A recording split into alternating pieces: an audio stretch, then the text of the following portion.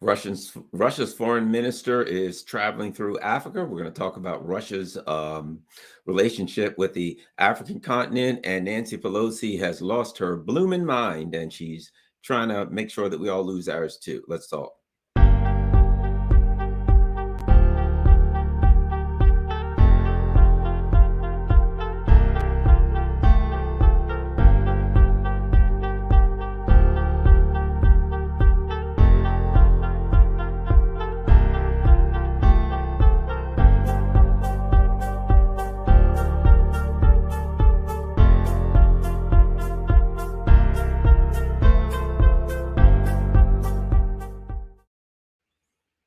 Hello, Garland Nixon here. And tonight we're going to start off with Russia, Africa, and then we're going to move into the Pacific.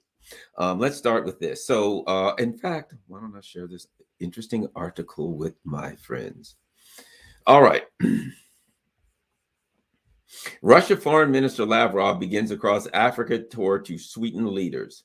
As you can tell, that's from the Africa Report. It's by Jasim Hanspal. And certainly, you can tell that he writes with an accent like he speaks. But what happened? So Sergei Lavrov is in Congo, Brazil this week. And he's doing, it says, as part of Moscow's new diplomatic efforts to win over the continent. What's that all about? Let's talk about that a little bit. Oh, by the way, the minister's travels are in preparation for the second Russia-Africa summit that's coming up, which will be held in Addis Ababa, which is the capital of Ethiopia. And Russia's a longtime ally of Ethiopia. Stop sharing. Okay, so let's talk about that a little bit. Russia has a long history of a good relationship with Russia. One of the reasons is during the Cold War, for many, many years, one of the things that the Soviet Union did was when there were revolutionary movements, when there were, socialist, communist type movements around the world, the Soviet Union would help to fund them. At times, when there were proxy fights between the U.S. and Soviet Union, with they were fighting, they armed people. Let's not forget Nicaragua. Why did the Sandinistas win? The Soviet Union, helped to arm them, put them in a position to be able to fight.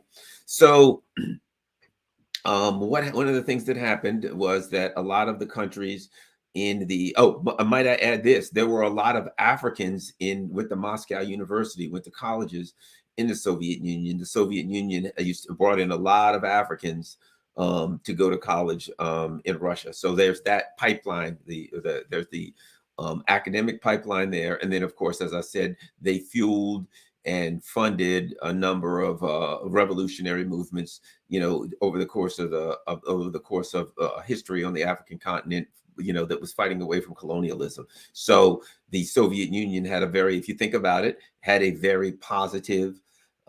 Has a very, very positive, let me put it like this. The people of Africa have a positive view of the Soviet Union because when they were colonialized, most of the time, very brutal colonizations by European nations, the Soviet Union was the one that was kind of funding the people who were the freedom fighters, you might as well call them, the people who were trying to fight to get out from under the European colonialism. So they have a strong history with them.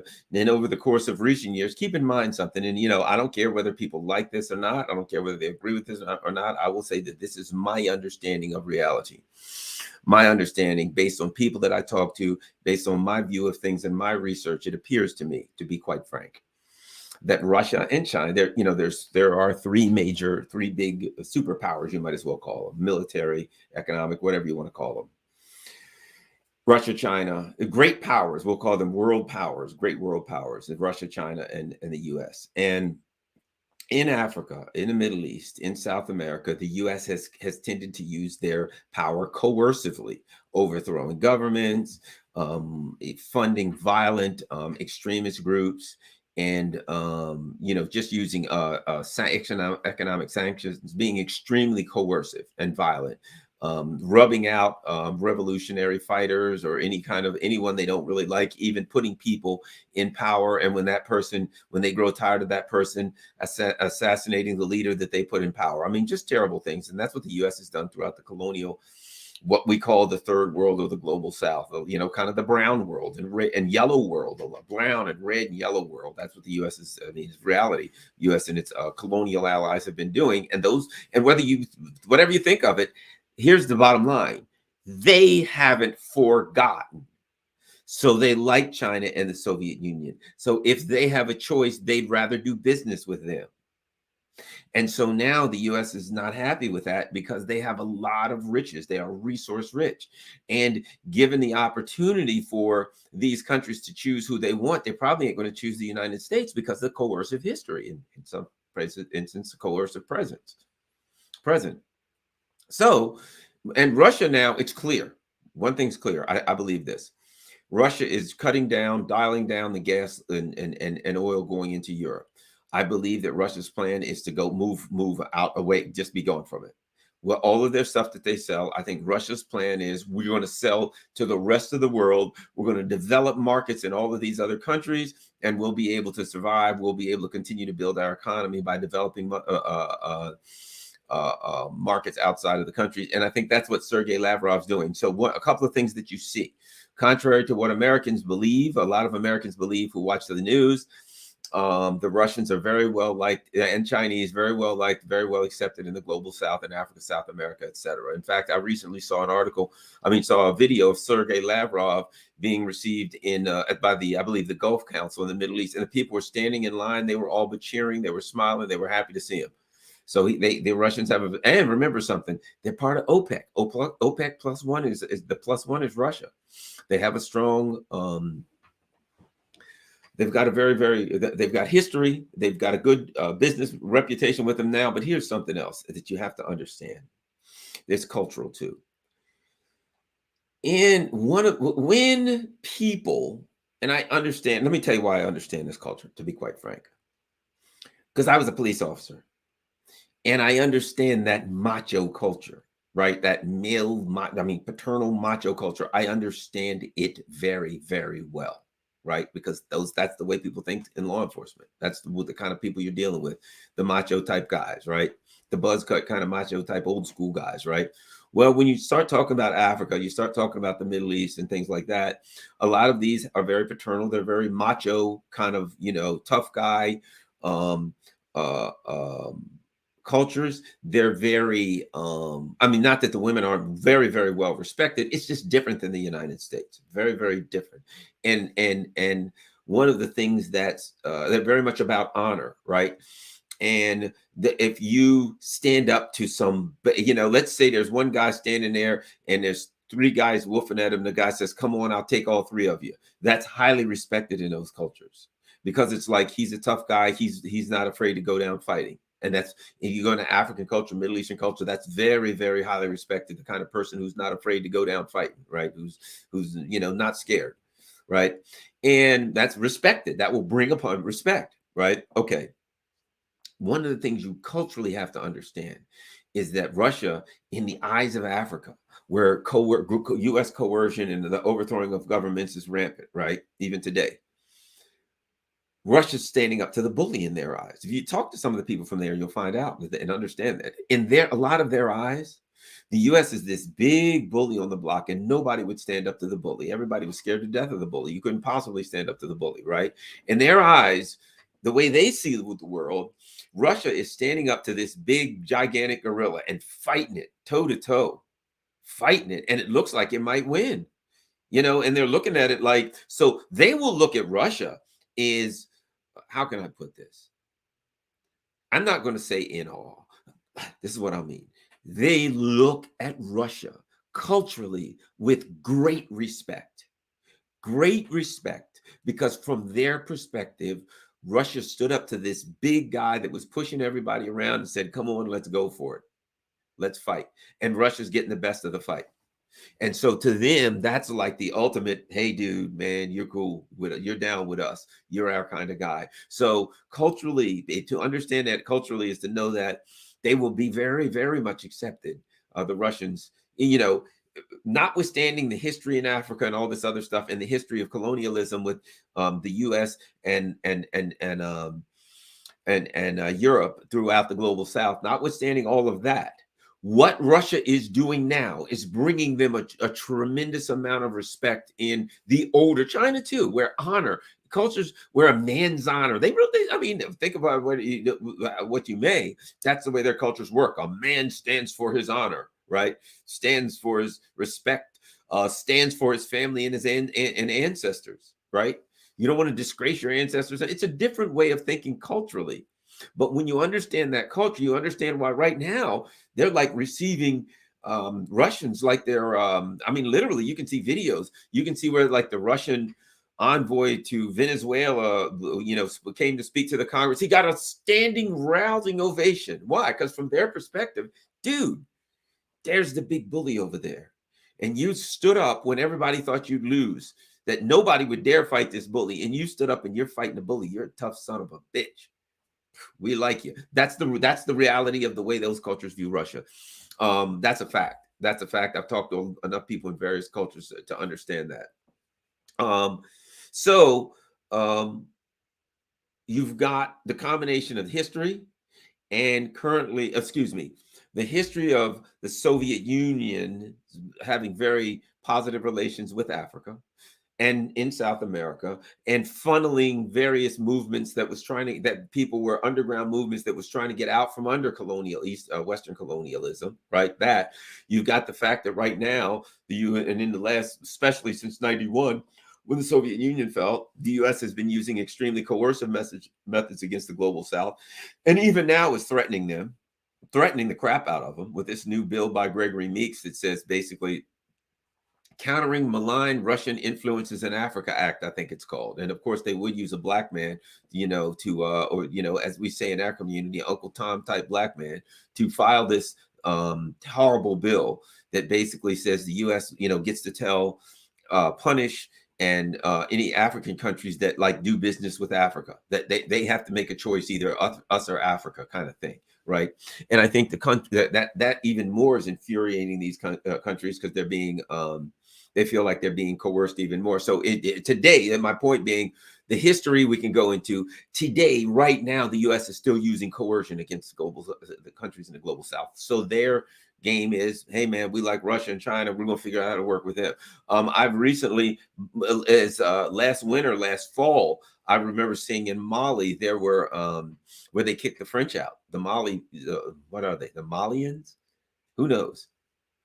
The way they kicked the French out, holding up signs, Russia and China are our friends, pictures of Putin and Xi, stuff like that. So I think the U.S. is would like to push Russia and China out of Africa.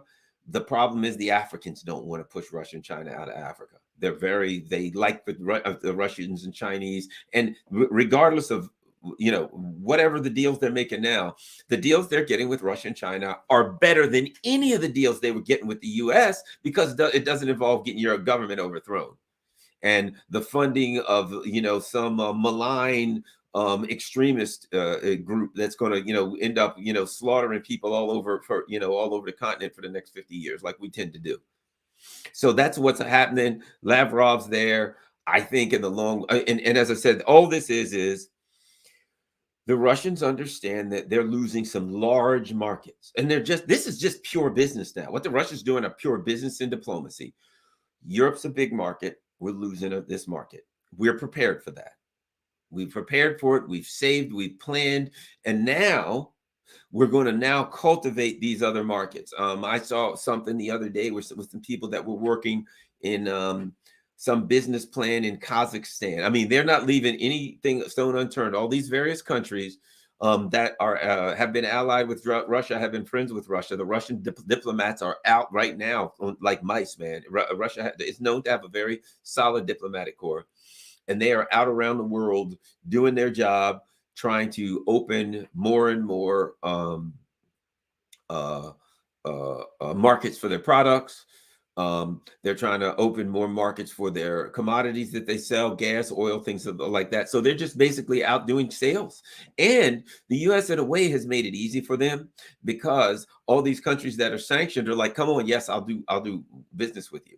And they've got this card, the mirror card. I think mirror means world, right? The mirror card, because the U.S. a while back said, okay, you can't do anything in Visa or Express, all that's closed down, right? The Russians have their own card called the Mir card, MIR. So it's like their Visa, MasterCard. Now, there's certain other countries that use it. Venezuela is going to go to the Mir card. I think it's available in China now. Russia always also uses China's card. They've got a huge bank card that the Russians can use. Also, believe it or not, Turkey is using the Mir card. Now, Turkey's a lot of people are asking, why is Turkey so close with Russia? Why is Turkey so close with Russia? Turkey's using the Mir card. Why is Turkey using the Mir card? For this reason. One of like the big financial booms for Turkey is Russian tourism. A lot of Russians go to Turkey, vacation, things of that nature. So if the Russians can't use their Visa or MasterCard or whatever in Turkey, Turkey loses a lot of money. They can't afford to lose the kind of money that they lose in Russian tourism. So that's why Turkey said, hey, Russia, what's your card? The Mir card, acceptable in our country. I think Iran is now doing that Mir card. Venezuela's working on it. So what the U.S. is doing is building by sanctioning all these countries away from Visa and MasterCard. Visa and MasterCard could have the whole world. But instead, because the U.S. is being coercive financially, the Mir card is now, think about it. When you get Russia, Venezuela, Turkey, Iran, and lots of other smaller countries there. I guarantee you Lavrov is setting the door for Mir card to be in these African countries. Also, Russia has its own payment system, like the SWIFT system, which is a messaging system. But the bottom line is they're bringing countries into that. Now those countries can now, and the advantage to those countries not to use the SWIFT system is the United States can't track them and see what they're buying and selling. So the U.S. can't sanction them for buying and selling things because the U.S. can't see it, because they use the Russian system. So the bottom line is U.S. sanctions are pushing countries into a big block, and Russia and China have decided they're going to cultivate these other blocks of countries. They realize the numbers they got, they're going to bring them together. They're going to expand their markets. They're going to cultivate these markets. And I think one of the things they're looking at doing is, if you want a customer, right? You teach that customer, you help that, you want a customer, you got a country in Africa, right? What do you do? And see, this is where the U.S. will be pissed. What the U.S. will do is go in there and they sell resources. We just take their resources and overthrow the government, put some puppets in, right? Like Ukraine is an example. What Russia and China, and I'm not trying to make it like they're the saints or anything. They're trying to make a buck. Do not be misled. But my point is, what Russia and Africa, I believe, if you look at what China and Russia is doing, if you look at what China's doing now, it's actually building infrastructure in Africa, roads, businesses, roads, buildings, airports, water, all types of infrastructure, electricity, all of these things that helps China, because now China can now import stuff there, and China gives you loans and they can work with you, right? And they're different. They're not like the IMF loans because there's no requirements like we have. The IMF loans will say you have to raise the prices, raise the taxes on your people and lower the salary for all your government workers, terrible austerity kind of neoliberal stuff. China goes in there and gives you a loan. And a lot of the stuff they do at no charge, because now they can ship stuff in your country or through your country on their Belt and Roads, right? So this is something that these countries are interested in. The United States doesn't like it. The United States is going to be in Africa trying to, and here's the difference. China and Russia's in Africa, where the people already like them, trying to convince them to do business with them. The U.S. is going to be in Africa, where the people already don't like them, trying to use coercion on them even more. That's that. All right, let's move on next to the big one. To the l'éléphant, as they say in France, in the room. The Chinese, when it comes to Pelosi coming. Now, look, listen to this, for God's sake. PLA, People's Liberation Army, will not sit idly by if Pelosi visits Taiwan Island. Chinese Defense Ministry warns, indicating PLA fully prepared for all scenarios. If you go down here, they talk about it. After the Chinese Foreign Ministry stressed that China had made sterner warnings to U.S. officials, and China is fully prepared for any eventuality over U.S. House Speaker Nancy Pelosi's planned Taiwan trip on Monday, the Chinese Defense Ministry on Tuesday vowed that if the U.S. insists, the Chinese military will by no means sit idly by, and strong measures will be taken to thwart any external interference and Taiwan independent separatist attempts. Chinese analysts said the strong warnings from the Chinese military meant that the Chinese People's Liberation Army is well prepared for all possible challenges if Pelosi visits the island. They advised the PLA rocket force to conduct drills with new missiles targeting any possible U.S. aircraft carriers and other large military vessels that may be involved in Pelosi's visit.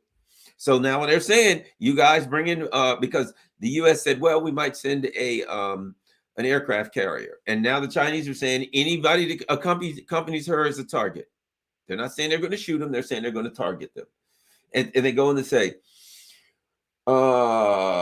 if Pelosi, as the number 3 U.S. politician, visits Taiwan, it will be a serious violation of the One China principle and the 3 China-U.S. joint communiques, and it will seriously damage China's sovereignty and territorial integrity, as well as the political basis for China-U.S. relations. It would certainly cause severe damage to bilateral military relations and lead to escalating tensions across the straits. If the U.S. persists, the Chinese military will by no means sit idly by and will take strong measures to thwart any external influences in Taiwan, independent secessionist attempts, right? Let me see what else she has.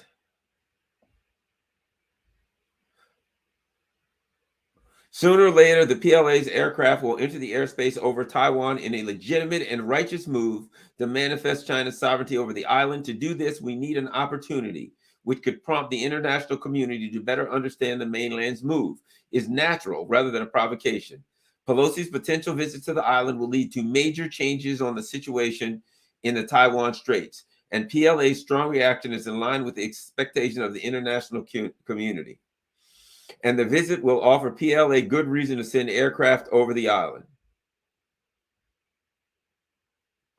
Listen to this. So the ball has come to Pelosi and the Biden administration that is cooperating with her and the Democratic Progressive Party on the island. We have to make full preparations this time for a showdown to them. If they dare to take a small step, we will take a major step to fiercely crack down the U.S. and DPP's arrogance and provocation.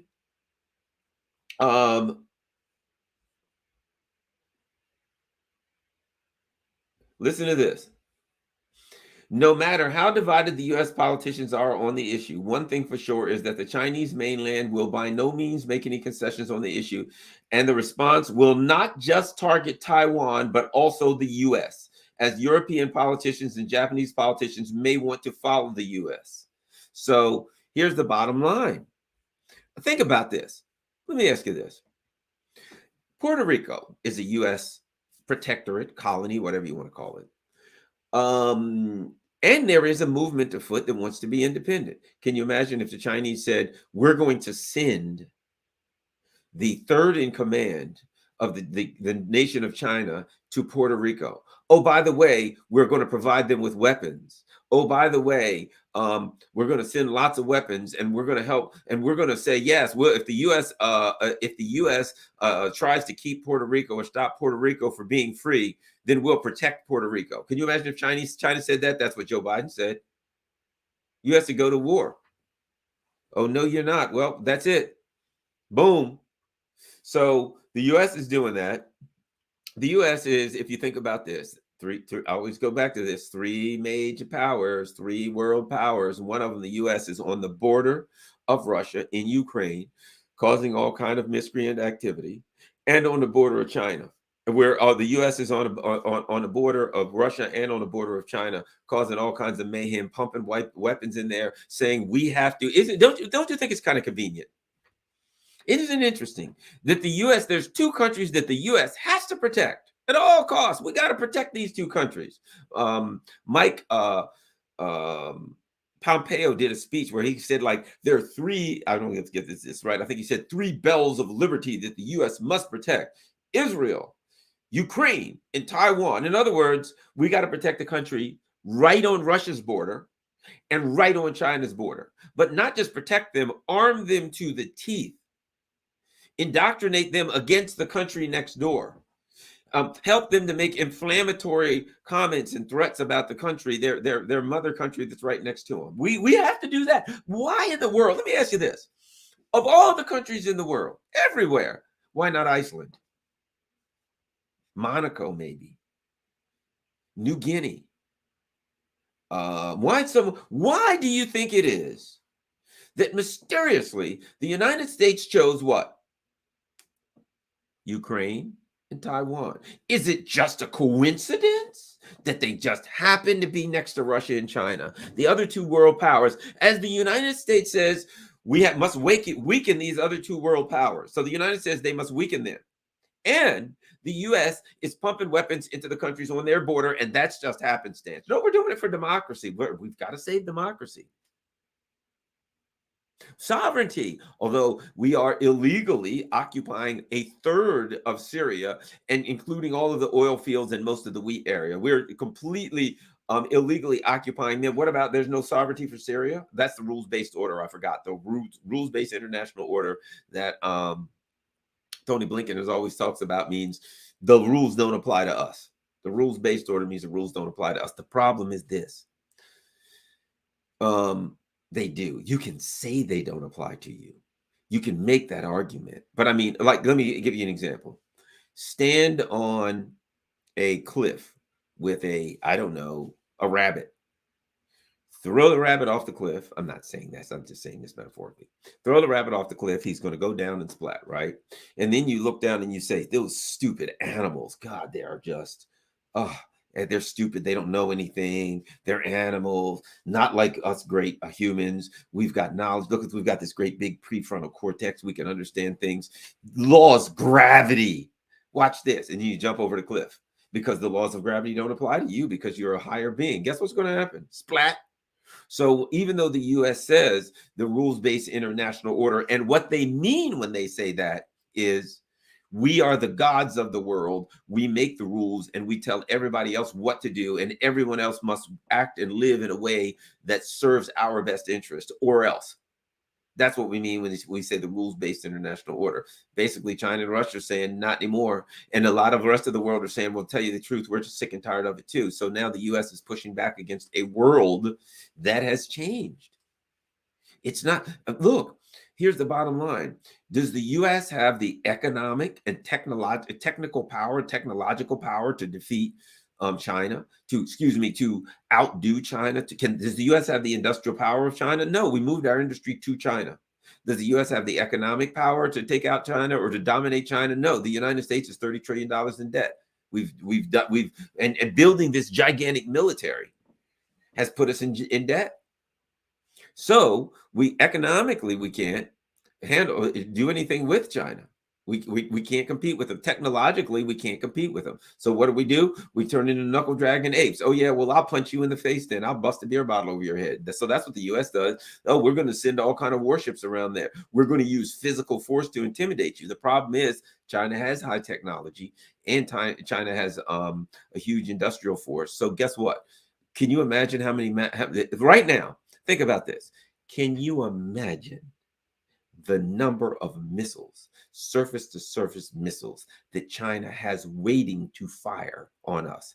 Probably hundreds of thousands, at minimum tens of thousands of missiles. If a war started tomorrow with the U.S. and China, so many missiles would be coming at those ships. China's got a lot of them. You think Russia's got a lot of them, and they do. China's got a lot of them, and a whole hell of a lot of them. There's no way the ships would be able to. They call it a salvo of missiles. They'd fire salvos of missiles at each ship, and probably salvo after salvo. So you got a salvo of 15 missiles coming at you at high speed, supersonic speeds, if not hypersonic. And right behind that is another salvo of 10, and right behind that is another salvo of 10, and right behind that is another salvo of 10. Guess what? You ain't gonna stop the first 10. But so basically they've got the industrial power to create enough military weaponry, which I'm sure they have, that the U.S. and to go to war with China would mean this. Think about this. You're going to war with a superpower on their border.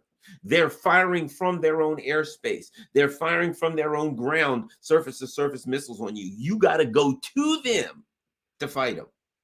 And you're 7,000 miles from your home base, which means you got to send ships with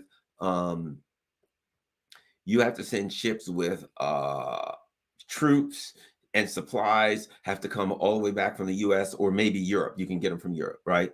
Meanwhile, in those two areas, China can have submarines and can attack your ships transporting. See what I mean? When you've got that far that you've got to move ships, it ain't hard for a sub somewhere to lie in wait when you got to run.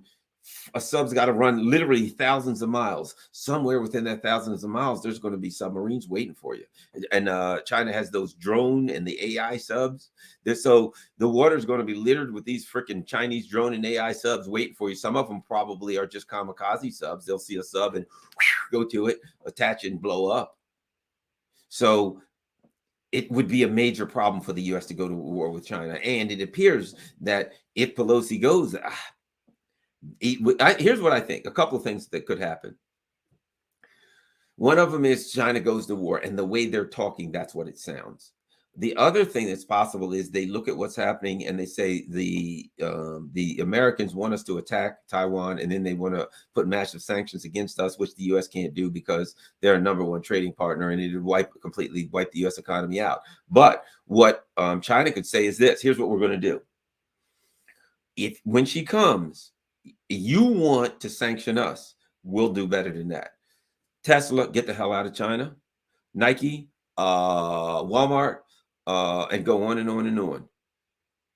We're willing to take a hit because the bottom line is this: if we attack Taiwan right now, you're going to sanction us anyway. So we're just going to beat you to it. Your major companies in China, Tesla is no more in China. And on and on and on. All these companies that are making stuff, ordering stuff in the U.S. from China. Oh, all that stuff we're buying from you, we're buying elsewhere. They could put the hurt on the U.S. economy. Now, they'd have to take a hit too. But the bottom line is this: if you calculate that you're going to take a hit, if I'm fighting someone with a knife and there's no way for me to flee, and I calculate to myself, I think I may get, if they know what they're doing, I may get cut. But I got a plan, right? I got a plan. I'm going to try, I may have any number of things, but I just say to myself, I may get cut. But if I get cut, I want to get cut in an area that hopefully, ideally, is not going to kill me. And then when that happens, I want to be able to take that person out immediately. I want to end the fight, right? So, but I'm going to take a hit. Well, what China may say is economically, we're going to take a hit. We know we're going to get cut, as it were. So if we know we're going to get cut, we're going to make that happen quick and early. And we're going to make sure that rather than you sanction us in a way that's to your best benefit, we're going to immediately sanction you in a way that hurts you the most. So that's an option. I would hope and pray that happens, because if it doesn't, then that means you're now looking at possibly some kind of a military mix-up, and man, the situation goes real bad. So China may do some kind of a major sanctioning. I think it may be something that the U.S. hadn't planned for. I'll put it to you like that. It could be some kind of nasty sanction. See, the U.S. hasn't been sanctioned. This is their number one trade partner. So it wouldn't shock me. It wouldn't shock me. Now, while we're at it, I'm going to at least touch base on one other thing. And that is, here's an article that says Biden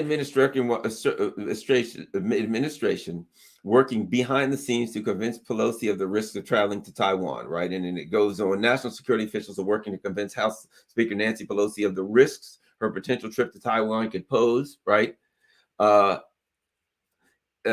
Sources familiar with the speaker's plan say she is planning to visit in coming weeks as part of a broader trip to Asia, and has invited Democrats and Republicans to accompanying her. If she goes, she will be the first House Speaker to visit in a quarter century.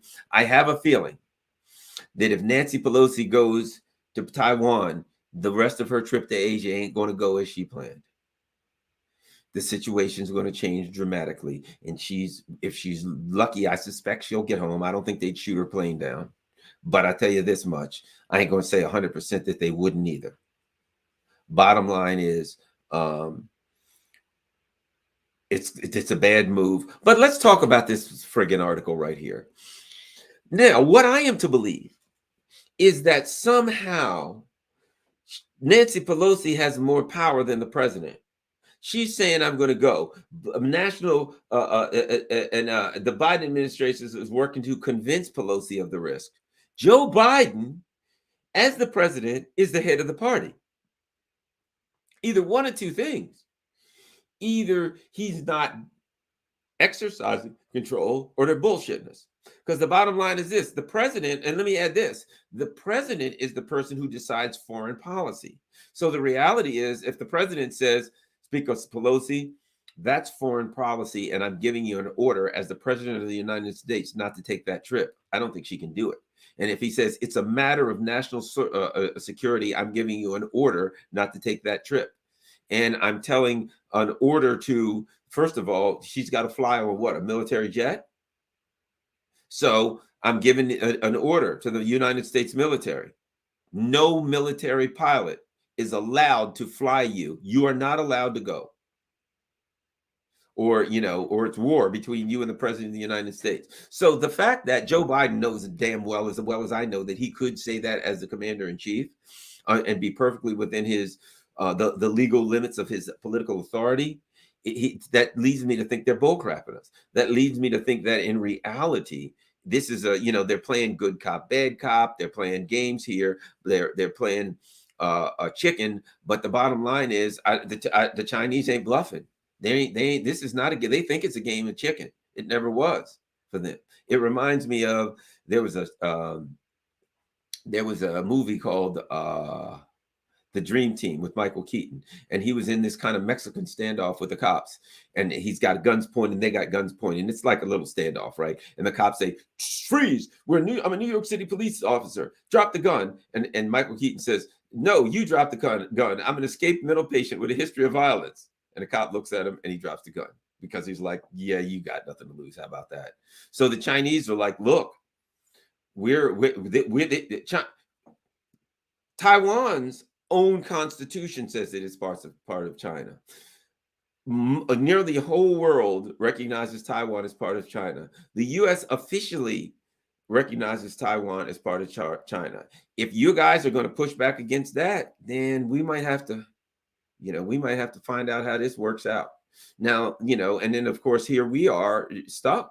How do we, here we are as citizens of the United States and citizens of the world, literally trying to figure out how we're going to get out of the Biden administration alive. We're trying to scrape, another 2 weeks. Oh God. Now I got to ask this. Oh, well, we made it through July. I mean, the first 6 months were, the last 5 months were touch and go. Whether or not the U.S. was going to do something, the Biden administration idiots wanted to do something. We're going to end up in a nuclear war. We're all toast, right? So there was touch and go on there. So now, okay, perhaps Russia's winning. It's obvious August is going to be the month that, this thing's, the Eastern Donbass is done, if you've been paying any attention to it. And it's Katie bar the door from there on. I mean, if the Russians want to start charging wherever they want to, they can. It's going to be hard not to acknowledge that the war's over and the Russians have won.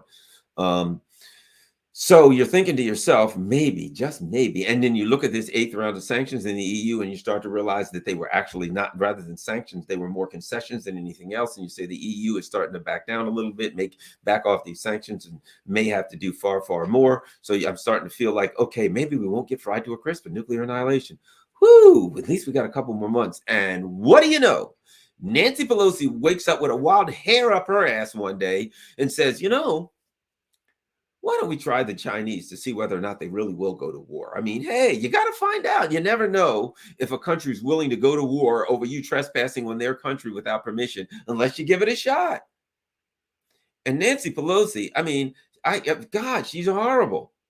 She is horrible. What is the point? What do we get out of this? What do we get out of this? And it makes you feel like maybe, just maybe, the Biden administration was in on it, that they were like, look, just say you're going. We'll play like we don't want you to go. We'll start this intrigue about whether or not you're going or not. We want you to go. We don't want you to go. Oh, we're going to send a battle cruiser and a aircraft carrier and everything else. And, they're playing tough. The problem is it's not a game anymore. It's not a game anymore. And you're going to keep sending warships through the Taiwan Strait till one of them doesn't come back. The way they're going to keep sending them through till one of them doesn't come back, and then we're all going to be in a world of hurt. And let me tell you something. Let me ask you this: how do you start a war with like a 30% approval rating? Do you think that if Joe Biden said, we're going to start the draft tomorrow, sorry, I started a war with Russia and China, and we need some freaking sandwich meat to send out to get grinded into mulch in this gigantic in World War III, any volunteers? A lot of people are going to say, you friggin' moron. We told you not to do this. You don't represent us. You won't do anything for the United States. There is not enough coherence in the United States. There's not enough unity in the United States. There's a lot of people, sure, there's some people to get behind any war, yeah, but you just have some major problems because Joe Biden is problematic and more people waking up to realize it. And for you to start wars with Russia and China, which is what these people are trying to do, and Iran, of course, how long does that go before the U.S. has a war going with Russia, China, and Iran? These people are the worst we have ever seen, Pelosi included. The worst we've, for God's sake, she's 83, and if you listen to her talk, she sounds like she's drunk all the time. She's always slurring her voice. You should put her, I put it like this. They should put her and Biden together to do a duet, like a speech, the two of them, and he'd be mumbling, listen, Jack, look up, Jack, listen, I'm the one, I did that, Jack. He talks like he's got a mouthful of cotton. Then she's just completely confused. Between the two of them, wouldn't that be a comedy duo that would put Laurel and Hardy to absolute shame? Imagine. That's my dream. My dream is to see Nancy Pelosi and Joe Biden together and do a speech. Just have to listen to the two of them. That guy that does Mike McRae, the guy that does Jimmy Dore. I'd like to see him do the two of those to do a speech, because God knows. Then you might as well bring in Kamala Harris so she can talk to everybody like they're 3 years old. The level of incompetence at the highest levels of the Democratic Party now, and the ruling elite. Let's say the Republicans are incompetent boobs too. There's a bunch of idiots standing over there. Yeah, Nancy Pelosi can't back down from the Chinese Communist Party. We've got to fight the Chinese Communist Party. And I'm like, we don't have to fight anybody. We got to fight the price of gas. How about we fight inflation? How about we fight for the American people? The Republicans and the Democrats give a damn about the American people. They're out here running around, filling the pockets of the military-industrial complex, filling the pockets of the think tanks, and they do nothing. It's like Malcolm X said, we put them in office. Without us, they go there, and they take care of Big Pharma, then they take care of the banks, and then they take care of the military-industrial complex, and on, and big agro. And at the very end, if they got a crumb left, we might get it. We put them first, and they put us last every single time. And that's the way it is now. And it's gotten to the point where it's a joke. They're not even listening to us. Look at what's happening in England. Liz Truss and Rishi Sunak. God knows what a couple of dim bulbs. And here's to realize the truth about those two raging morons. They are not people like, well, they're saying China and Russia are bad. But the British people don't want to hear that. They're not saying what the British people want to hear. They don't give a shit what the British people want to hear. They ain't talking to the British people. Who they're talking to is they're talking to the puppet masters in Foggy Bottom, where the State Department is. They're talking to their masters in the U.S. If they were thinking about the people, the UK wouldn't be in the kind of economic mess it is now, because they'd have said, we can't do this sanction, we can't do that sanction, it's going to hurt our people, we don't want to hurt our people. If they were thinking about the people in the UK people in the UK wouldn't be paying like $5 trillion an ounce or something for gas.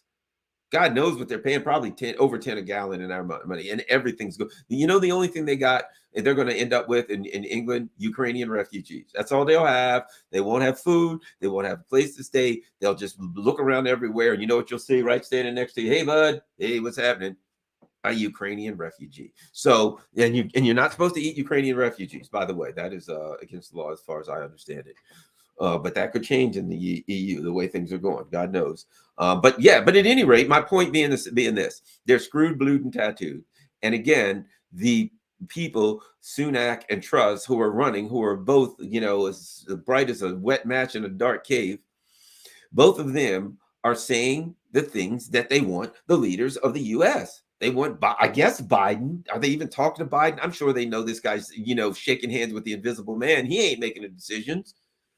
So in reality, they are reaching out to their masters, the puppet masters. And that's why That's why the people who want to be prime minister of Europe are saying, of the UK, are saying at a time when the economy is in trash, are saying, we're going to fix the economy. We'll do something about inflation. We're going to address your woes, poor working people who are struggling. They ain't saying that shit. They're like, hey, Victoria Nuland over here. The Chinese are evil. We got to stand up against the Russians. The Russians are evil. He's got it all wrong. It's the Russians that are really evil, and we got to stand up to the Chinese.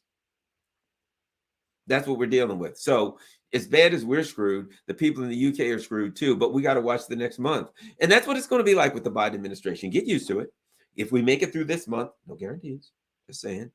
If we make it through each month with the Biden administration, it's almost kind of like a recovering alcoholic where they say, they got to go day by day. So you can kind of go month by month. The first of the month, you look around, are there any rumors of maybe a nuclear exchange, a new country that we're threatening, somebody we want to overthrow, something like that. You want to get your feelers out early in the month.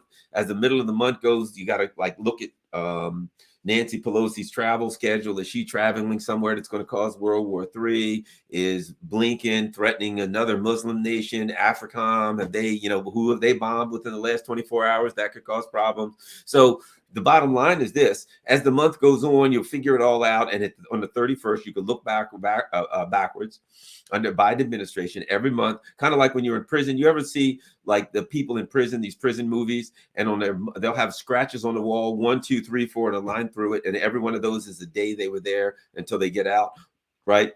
They're counting the days till they get out. That's the way you have to do to the Biden administration. 1, 2, 3, 4 months and a line through that. We survived 5 months without a nuclear holocaust and a total economic meltdown. Oh, thank you, Lord. And then you start off, day by day, month by month. So we have made it all the way up until here it is mid-July. We haven't had a nuclear holocaust or total economic meltdown. Month ain't over yet.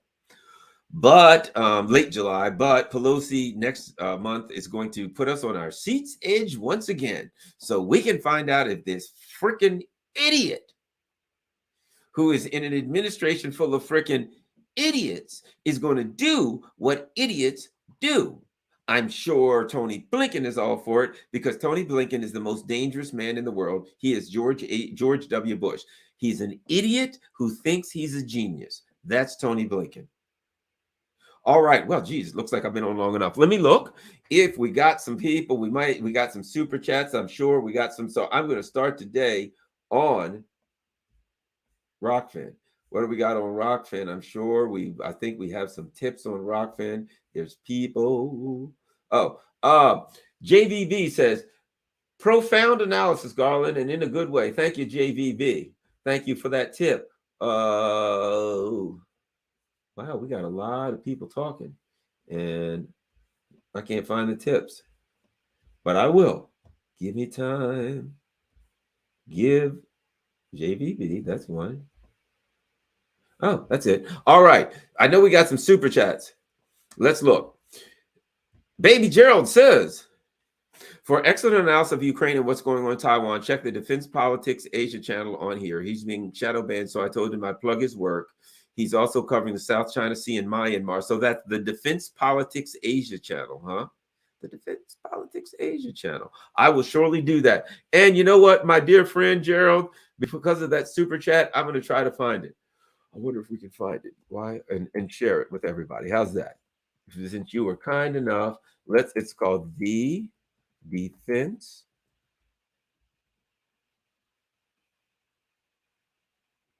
Politics, Politics, Asia. Okay, so I'm going to bring it up for everybody and share it. Share it. Looks like a good channel.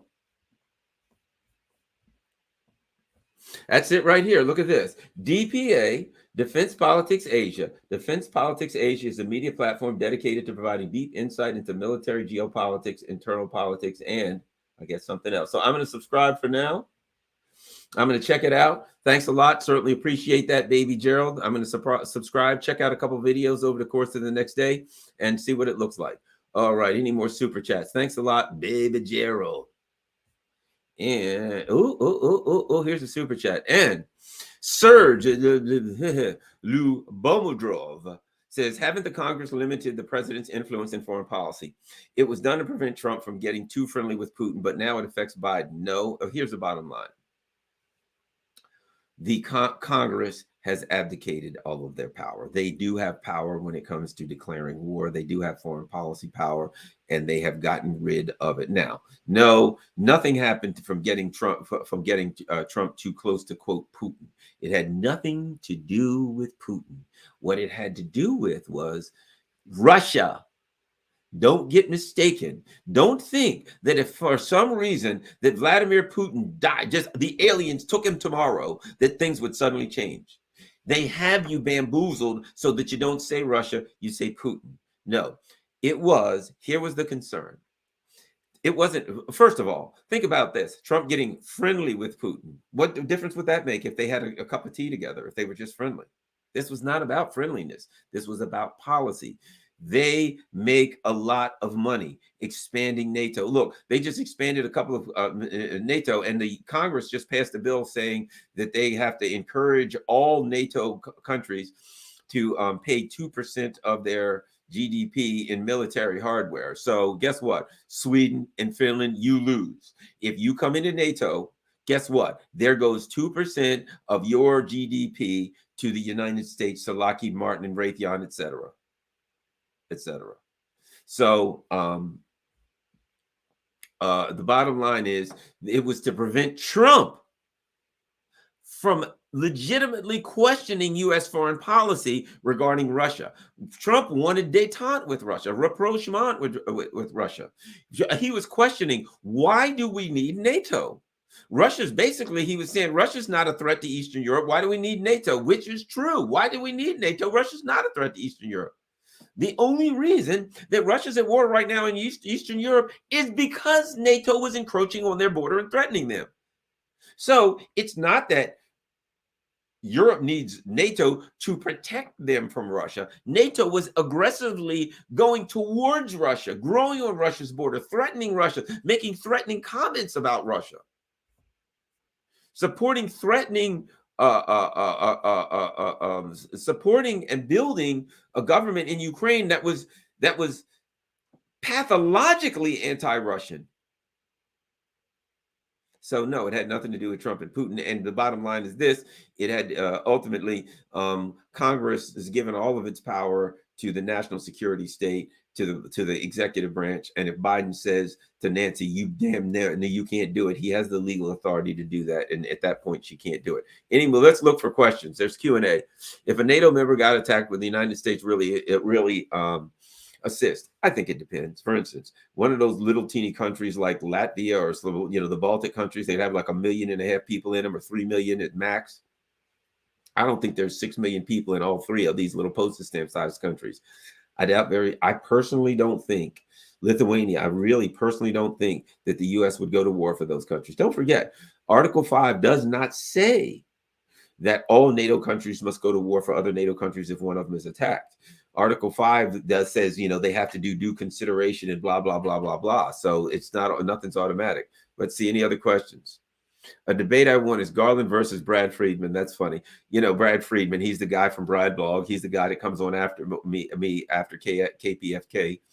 And the funny thing about Brad Friedman, he hates my guts. He says I'm a Russian stooge, a Russian bot. I shouldn't be on KPFK. I'm also on PFW. I'm on Pacifica. And here's the thing about it. Because I'm at Sputnik now, I shouldn't be on Pacifica. But I've been on I've been on Pacifica since 2006. So I've had my own show on Pacifica since 2013. Now I have 2 shows for a year now, going on a year now. I have 2 shows on Pacifica, one on the East Coast and one on the West Coast. And Brad Friedman says, because I'm on Sputnik, I should not be allowed on Pacifica, even though I was always on Pacifica. And might I add this about Brad Friedman? Brad Friedman was on Sputnik before I was. He was on there for years. He was a Sputnik analyst host. His shows are still up on Radio Sputnik. It's called Brad Blog on Radio Sputnik. Look it up. I mean, it's awful hypocritical to say and contradictory to say Garland Nixon shouldn't be, he's a Russian bot and he's on Radio Sputnik. When you spent years on Radio Sputnik, and when Brad left, he sent an email to the boss that said, hey, it was great working here. Nobody ever messed with me. I was allowed to cover whatever I was want. Thanks. Have a nice life. But now, all of a sudden, oh no, you can't be on Radio Sputnik like Brad Friedman was. It's a joke. It's a joke.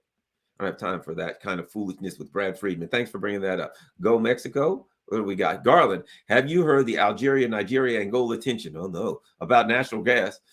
Natural gas. Sure, Algeria, Nigeria, Angola is going to supply Europe with all their energy needs. Yeah, that ain't going to happen. What else do we have? Does Garland support the Dutch farmers? Well, who wouldn't support the Dutch farmers? Garland, have you heard? Oh, already got that one. Of course, the Dutch. Look, here's the bottom line. Here, where am I? Okay, here's where I am. Originally, and you've probably heard this before, that in the French Parliament, how did we get left and right? Literally in the French Parliament, if you sat on the right side of the room, you were with the group that tended to support the monarchy and the status quo. If you sat on the left side of the room, you were people who tend to push back against the monarchy and the status quo, and you were more, on behalf of the working class and the poor, etc. Right? You literally, it was the right and left was a literal physical metaphor. You sat on the left, you sat on the right. The right was the status quo, nobility. The left side of the room was the opposite. Okay, here's my point. I don't care what you call it. I don't care if you call it left. I don't care if you right. People are so mixed up now, they don't know what the hell left and right means anymore. Here's what I have to say. And that is, if you are standing for the everyday person in the street, the working class, the working poor, the poor, right? Even upper middle class, I'm not nothing with them. But if you're standing for the everyday schmuck in the street, I'm with you. I'm with you on that. I'm with you.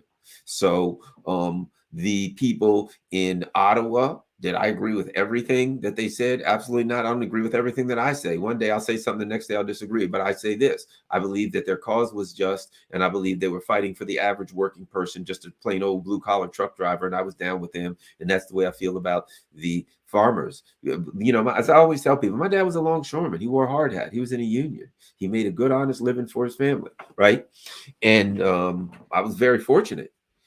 From this area, in a blue collar area, longshoreman is one of the higher paying jobs, and it's tough work. It's hard work. It's dangerous work. They had people got injured on the docks, people that got killed, but they made an honest living. My dad didn't have much education, of course, but he could get a good job and make a good living and be in the union and have a retirement and all that kind of stuff. So I tend to side with the people that have a hard hat on, side with the people that get up and change transmissions for a living, or work in the fields, or fix trucks, or do plumbing, or people that have to get their hands dirty to make a living, or people that just hardworking people, or of course there are people who are injured and sick and can't work. I think they should be taken care of and dealt with. So there's a lot of things that I believe in, but the bottom line is I ain't for the status quo. And yes, the Dutch farmers are my kind of people. How's that? What else do we got? They don't have the infrastructure to decompress the gas. Plus, those ships are explosive as a 20 kiloton nuke. So let me tell you this. I've got some history with LNG plants, and I once worked to put together a security plan for an LNG plant in Maryland, down near Calvert Cliffs. I worked on the security plan for Calvert Cliffs nuclear power plant. I was worked with. So let me tell you, a lot of people know my background, and they know I have a lot of training in a lot of things. And there are people that have been suspicious of me. Garland, you've been trained by the government a little too much. We don't trust you, which is good. Fine. The don't trust anybody. That's what I say. But I was trained by the Defense Threat Reduction Agency, which I found out are the same people that had the 36 bio freaking labs in Ukraine. How frightening is that? But anyway, so one of the things, the training I had to do with assessing facilities for vulnerability, right? So I say all that to say this. One of the facilities that I worked on the security plan for was in Southern Maryland, and it's an LNG plant. It's a big LNG wharf where they bring the stuff in, they unload the ships, it goes in big tanks, and it goes off into gets shipped off into pipelines, right? And here's what I can tell you about LNG. It's not explosive like that. Number one, if there were a leak from an LNG ship, right, it would, number one, if it burned, which it most likely, it would burn more like a torch. What it would likely do is leak out, go up, and then dissipate. But it would burn, if it burned, which is not likely, it would burn like a torch. It's not explosive until you mix it with 13% oxygen. So that's one of the things. Again, we have to have a processing plant for LNG. You unload it off the ship. There's a very expensive processing plant and an expensive process that mixes it with 13% oxygen, sends it off into the pipelines, and then it is off it goes, and then it's usable. And as I said, the reason I know that because I have some experience with that kind of stuff. And in order to put together the security plan for the Cove Point LNG plant in the Chesapeake Bay, I had to get some training on that stuff. So yeah, it's not actually explosive. But the bottom line is, here's what it is. It's expensive. So whereas you can get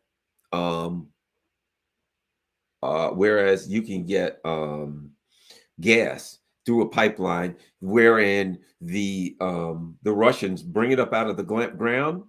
They have gigantic processing plants. They mix it with the oxygen. They mix it with everything you need, and they pump it to you, or they pump it to you clean, and then you mix it with oxygen at the other end. But whatever the case, so it's cheap. I mean, think about that. No infrastructure. You just keep pumping that gas. You open the spigot, the gas comes out. The initial cost of building the pipeline is your only cost. After that, you're just pumping gas. So it's cheap, as opposed to LNG, which you have to have these extremely expensive ships. Then the ships that are these ships, they probably cost billions of dollars. Then the ships are very expensive because they have to use fuel to go back and forth across the ocean. You got to pay people. Then you have to have a processing plant where it comes out. And then you have a processing plant where it comes, where you load the ship as a processing plant, where you unload the ship as a processing plant. Bottom line is you have a lot of overhead costs. It's much more expensive to take LNG. Some people say it can be 5 and 10 times more expensive. So while, in fact, Matt Plars, shout out from Bel Air. Thanks a lot, Matt. There we go.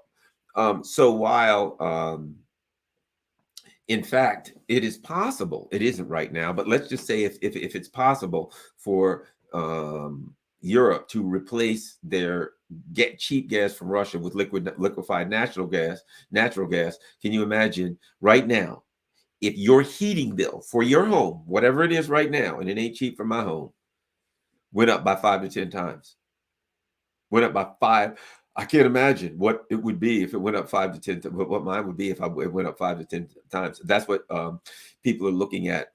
Probably, some places. And if you completely replace gas now from Europe, now keep in mind, if you've got these big BASF and you're a chemical company, ThyssenKrupp, you're a steel company, Mercedes, Volkswagen, blah blah blah. You're now paying 5 to 10 times more for your energy. So now you can't even build cars. You can't even produce steel and chemicals at a price that is competitive with India and China and these other countries. So you're going to go under. You're going to be completely deindustrialized, and that's unfortunately the fate of that's the fate right now of dear old Germany. I live in an area with lots of natural gas and crews who drive through in the rain and snow. See the torches burning off excess. They've been burning ever since I can remember, always.